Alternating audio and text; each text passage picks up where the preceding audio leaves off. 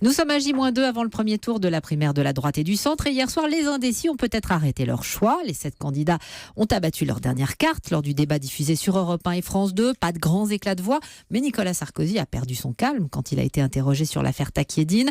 Rémi Botsaron, vous avez suivi les candidats. Juste après, vous nous emmenez dans les coulisses. Quelle était l'ambiance ? Eh bien, l'ambiance était assez détendue. Les candidats ont apprécié le climat du débat, à l'image de François Fillon qui ne voulait pas d'affrontement personnel. Moi, je suis pas dans cet état d'esprit-là. Je viens proposer mes solutions aux Français, puis j'attends les résultats des élections. Alors, un petit bémol tout de même, tous les sujets n'ont pas pu être abordés. Il y avait un peu de frustration chez Alain Juppé ou Jean-François Copé, mais surtout chez Nathalie Kosciusko-Morizet, remontée contre la gestion du temps de parole. 3 minutes de décalage sur 15 minutes en tout, ça fait une grosse différence, surtout quand sur des sujets aussi importants que l'emploi, les allocations, on n'a pas pu s'exprimer. Et finalement, celui qui est apparu le plus décontracté, c'est peut-être Nicolas Sarkozy, l'ancien président qui s'est même invité dans le débat des grandes voix d'Europe 1. Ah bah attendez, il y a Nicolas Sarkozy qui vient nous dire bonsoir. Vous souhaitez vous asseoir ? Non.